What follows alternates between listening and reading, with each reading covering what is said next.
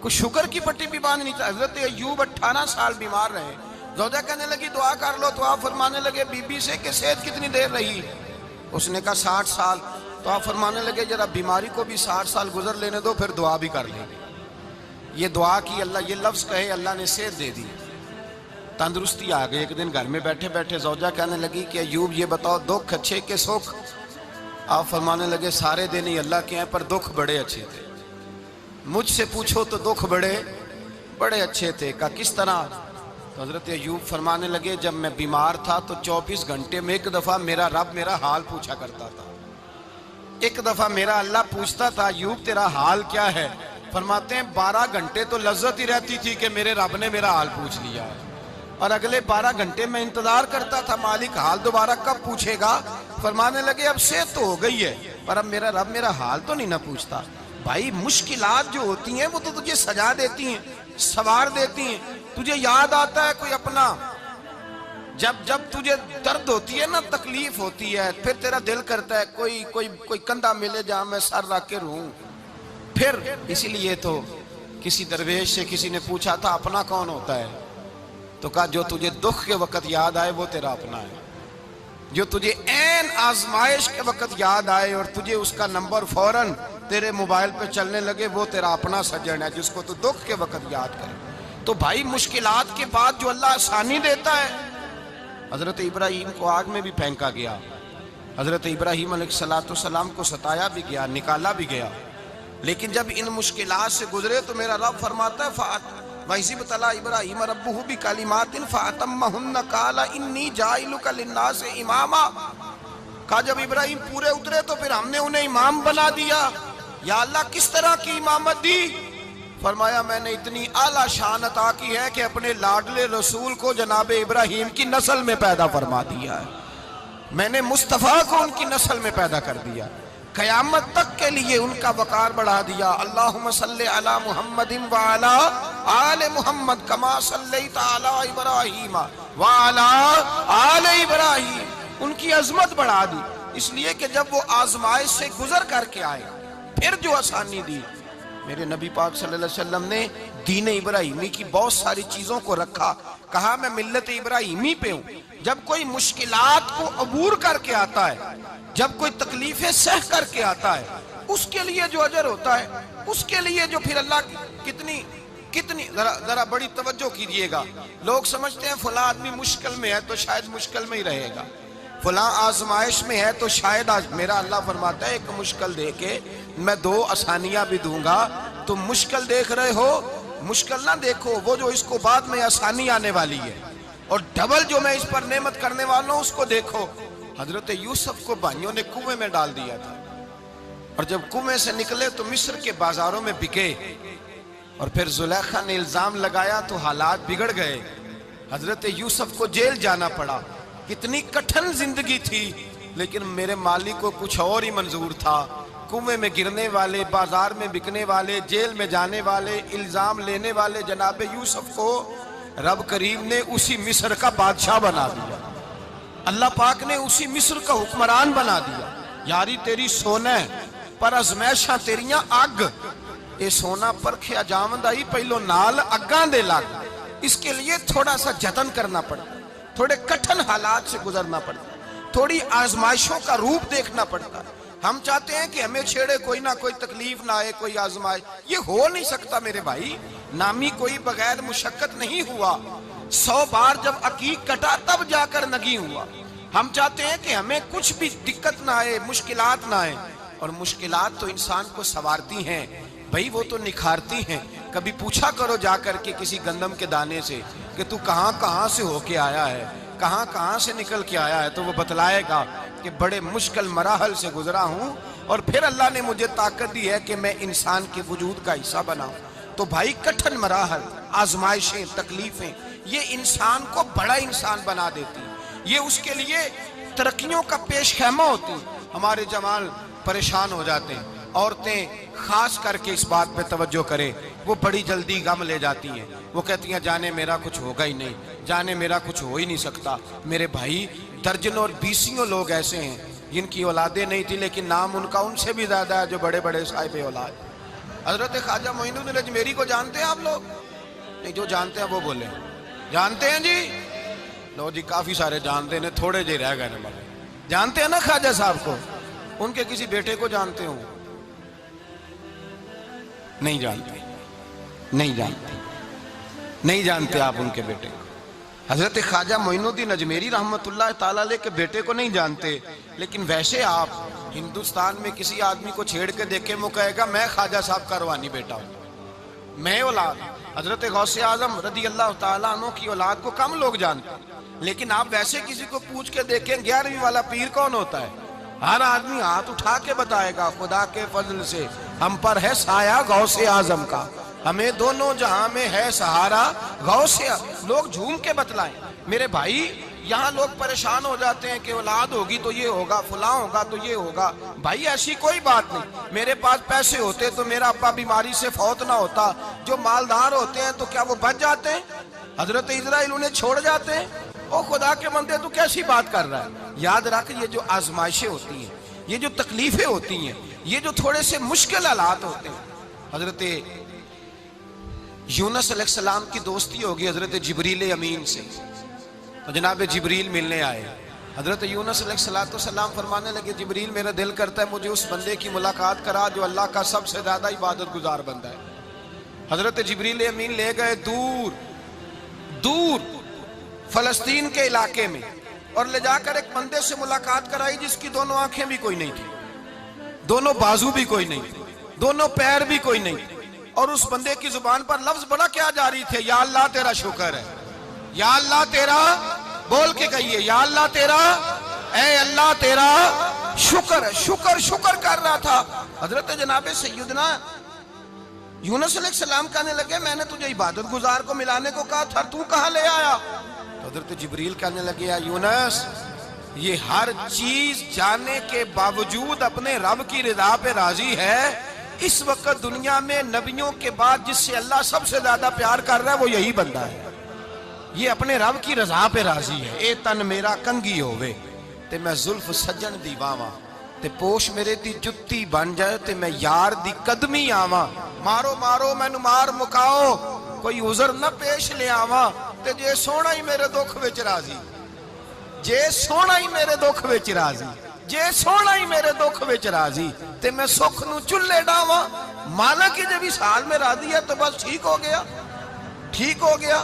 وصل اچھا ہے نہ فراق اچھا ہے، بس جس حال میں محبوب رکھے وہی حال اچھا ہے، بس جس حال میں انہوں نے رکھا بات ٹھیک ہو گئی۔ اس میں اب انسان شکوہ کرتے پھرے کہ یہ کس طرح ہے وہ کس طرح، اپنے آپ کو مطمئن رکھا ہے۔ مشکل کے بعد جو آسانی آل، حضرت لقمان حکیم، ان کے نام پر قرآن مجید کی پوری سورت ہے۔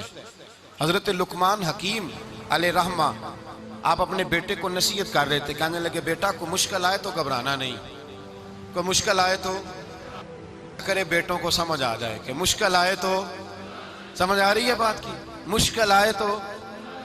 اور کیا خوبصورت جملے، بیٹے کو بٹھا کے کہتے ہیں بیٹا چھوٹی مشکل آئے گی تو اللہ بڑی مشکلات آسان کر دے گا، سمجھو چھوٹی مشکلات آئیں تو اللہ نے بڑی مشکلیں اس نے آسان کر دی۔ اور آپ کو بتاؤں اصل انسان ہوتا ہی وہ ہے جو مشکلوں میں جینے کا ڈھب سیکھ جاتا ہے، وہ بن جاتا ہے جو کرب کے حالات میں جینے کا سلیقہ سیکھ جائے۔ اپنے بچوں کو یہ سمجھانا، حضرت لقمان بیٹے مشکل آئے تو گھبرانا نہیں، بڑی کو ٹال دیتی ہے، وہ نیکی کا اور آسانی کا پیش خیمہ ہوتی ہے، اللہ اس کے بعد آسانی سمجھا رہے ہیں۔ کچھ دنوں کے بعد کہنے لگے آؤ فلاں اللہ کے نبی کی ملاقات کو چلیں، فلاں نبی علیہ السلام سے ملنے چلتے ہیں۔ اس زمانے میں جو نبی تھے ان سے ملنے چلے گئے، بیٹے کو بات یاد تھی، گھوڑے پہ بیٹھے، امام ابن جوزی نے اس کو لکھا ہے، گھوڑے پہ بیٹھے تھے دونوں کے پاس گھوڑے تھے۔ اب رستہ بہت زیادہ تھا، کھانا ساتھ لے لیا، پانی ساتھ لے لیا، رستہ لمبا تھا، صحرا کا علاقہ تھا۔ جب جانے لگے تو اتنی سخت گرمی ہوئی کہ گھوڑے بھی بے ہوش ہونے لگے، اچانک ایسی گرم لو چلی کہ گھوڑے بھی۔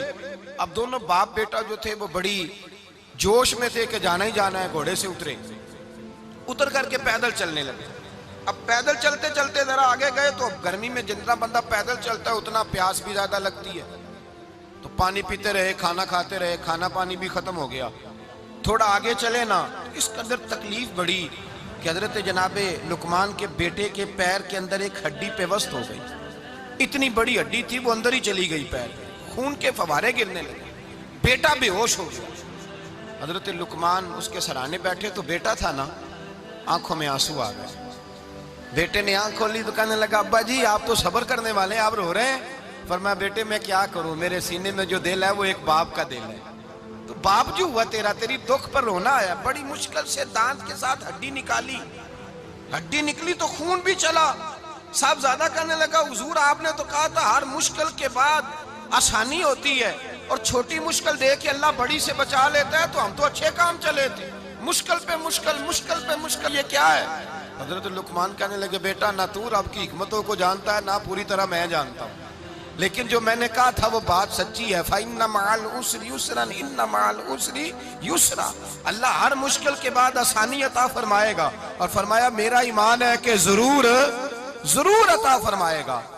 یہ بات کہہ رہے تھے کہ سامنے سے دھواں اٹھا، اتنا سخت دھواں اٹھا کہ آپ نے سوچا شاید وہاں بادیا وہاں جاتے ہیں۔ وہاں چلنے لگے تو پیچھے سے کسی نے آواز دی ٹھہر جاؤ، رکو، وہیں رک گئے۔ تھوڑی دیر گزری تو کہا رک جاؤ، جب رکے تو ایک بولنے والا بولا، کہنے لگا تمہارے لیے تھوڑی دیر کے بعد جانوروں کا بندوبست کر دیا جائے گا، کھانے کا بھی بندوبست ہو جائے گا، بچے کا پیر بھی صحیح ہو جائے گا، چلے جانا، لیکن ذرا ٹھہرو۔ حضرت لقمان کہنے لگے بولنے والے تو کون ہے؟ تو کہنے لگے میں اللہ کا فرشتہ ہوں، میں اللہ کا فرشتہ ہوں۔ کہا اللہ کے فرشتے اور یہ سارا کچھ کیا ہے؟ تو فرشتہ کہنے لگا اصل بات یہ ہے کہ سامنے بستی پر مجھے عذاب نازل کرنے کا حکم ملا تھا، آپ بڑی تیزی سے آ رہے تھے، میں نے رب سے دعا کی کہ اللہ اس باپ بیٹے کی غلطی کوئی نہیں، مہربانی فرما۔ رب نے پہلے آپ کو صحرا میں الجھایا، پھر میری دعا کی برکت سے آپ کے گھوڑے ٹھہر گئے، پھر میری دعا کی برکت سے آپ کا پانی ختم ہوا، پھر میری دعا کی برکت سے آپ کے بیٹے کو زخم آیا، پھر میری دعا کی برکت سے سامنے سے دھواں اٹھا۔ فرمایا یہ جو تمہیں مشکل پہ مشکل آ رہی تھی، یہ تو میرا رب تمہیں عذاب سے بچانا چاہ رہا تھا، یہ جو تمہیں مشکل پر مشکل آ رہی تھی تو میرا مالک تمہیں عذاب سے بچا رہا تھا، تم سمجھ نہیں رہے تھے۔ حضرت لقمان نے بیٹے کی طرف دیکھا تو بیٹے کہنے لگے ابا جی بات بالکل سچی ہے، افضل الذکر لا الہ الا لا الہ الا، اور پھر پڑھنے لگے حسبنا اللہ و نعم الوکیل نعم المولا و نعم النصیر۔ یہ ورد ہونے لگے۔ بھائی جب تجھے مشکل آتی ہے، آزمائش آتی ہے، تو اس وقت سمجھتا ہے پتہ نہیں میرے ساتھ کیا بننے لگا ہے۔ اللہ تبارک و تعالیٰ چھوٹی مشکل دے کے تجھے بڑی سے محفوظ رکھتا ہے، چھوٹی بیماری دے کے تجھے بڑی سے محفوظ رکھتا ہے۔ بلکہ میں ایک دفعہ ایک تکلیف میں، ایک آزمائش میں مبتلا ہو گیا، تو میں نے اپنے حضرت سے کہا کہ حضور سارے دکھ کٹھے ہی آ گئے، کیا کیا جائے؟ تو آپ فرمانے لگے بڑے خوش نصیب ہو، جوانی میں اللہ نے دکھ دے دیے، بڑھاپے میں آئے تو برداشت نہیں ہوتے، یہ تو بڑے وقت پہ آ گئے، شکر ادا کرنا چاہیے، اس زمانے میں برداشت نہیں ہوتے، اب آسانی ہے، ان کو برداشت کرو، ہمت کرو۔ میرے بھائی یاد رکھیں آزمائشیں، تکلیفیں آپ کو بڑا کرنے کے لیے آتی ہیں۔ ہم آزمائش کو برا جانتے ہیں، دکھ کو برا جانتے ہیں، دکھ تو بڑے پیارے ہوتے ہیں، یہ رونے کا سلیقہ سکھاتے ہیں، یہ اللہ کو منانے کا طریقہ سکھاتے ہیں، یہ مسجد میں جانے کا۔ وہ جو سکھی بندہ ہے نا، سکھی، مجھے ایک صاحب کہنے لگے دو قسم کے لوگ مدینے سے آتے، مدینہ شریف پوچھنے لگے، کہنے لگے حضرت جی دو قسم کے بندے ہیں، کچھ واپس جاتے ہوئے تڑپ رہے ہیں، کچھ تصویریں کھینچ رہے ہیں رخصتی کے وقت، فرق کیا ہے؟ تو میں نے کہا وہ جو تصویریں کھینچ رہا ہے وہ امیر آدمی ہے، اسے پتہ ہے کہ میں پھر ٹکٹ لے لوں گا، مہینے کے بعد پھر آ جاؤں گا، اور یہ مدینہ چھوڑتے ہوئے تڑپ رہا ہے، یہ کوئی غریب ہے، یہ کہہ رہا ہے پتہ نہیں دوبارہ موقع ملے کہ نہ ملے، یہ دکھی ہے، یہ آزمائش میں دکھی۔ سکھی بندہ تو مکے جا کے نہیں روتا، وہاں بھی کھڑا ہے، ڈٹ کے کھڑا، دکھی کوئی نہیں تو روئے کیسے؟ روئے کیسے؟ دکھیے دی گل دکھیا ہی جانے، دکھیے دی گل، کیا خوبصورت لفظ ہے میاں صاحب کی، اور لفظوں میں حسن دیکھے، کہنے لگے دکھیے دی گل اے دکھیا ہی جانے، تے سکھیے نو کی خبراں، تے یار جنہاں دے موت نے مارے روندے نہیں تک تک قبراں۔ یہ مشکل مرحلہ ہوتا ہے، جب انسان تکلیف میں ہوتا ہے پھر اسے احساس ہوتا ہے، اور تکلیف والے کو ہی تکلیف والے کی تکلیف کا احساس ہوتا ہے۔ جب آپ کو اللہ مشکل دیتا ہے تو سمجھ لیں رب آسانی دینا چاہ رہا ہے، جب تیز دھوپ آتی ہے تو سمجھ لیں اللہ گرم ہوا گزار کے ٹھنڈی بارش برسانا چاہ رہا ہے، اور جب چاروں طرف سے گھٹن ہو، پنجابی میں کہتے ہیں گما لگ جائے، تو پھر سارے بول کے کہتے ہیں اب جو طوفان آئے گا وہ سخت ہی آئے گا، اس لیے کہ گھٹن جتنی زیادہ ہوتی ہے پھر فضل بھی اتنا. جن لوگوں نے تکلیفیں زیادہ سہی تھی رب نے عزتیں بھی زیادہ ہی عطا فرمائی. جن لوگوں نے تکلیفیں زیادہ سہی نا انہیں اللہ نے درجہ بھی. حضرت بلال حبشی نے بڑی تکلیف سہی، مارا کرتا تھا امیہ، بڑا مارتے تھے، اتنا مارتے تھے کہ موٹے، آپ نے کبھی دیکھے ہیں دیہاتوں میں موٹے موٹے پائے ہوتے تھے چار پائیوں کے، موٹے موٹے پان کی چار پائیاں اور بڑی چار پائیاں کافر بچھا کے بیٹھ جاتے اور حضرت بلال حبشی کے پیر ان کے نیچے رکھ دیتے، ہاتھ ان کے نیچے رکھ دیتے، آگ لوہا گرم کر کے اس کے اوپر ننگے بدن لٹا دیتے. مکے نے بڑی آزمائشیں دیکھی، پھر اسی مکے نے مدینے نے عجیب رنگ دیکھا کہ میرے نبی معراج سے واپس آئے اور حضور نے عظمت دی. فرمایا بلال یار تیرا بڑا مقام ہے، تو مدینے میں چل رہا تھا اور میں جنت میں تیرے قدموں کی آواز سن رہا تھا.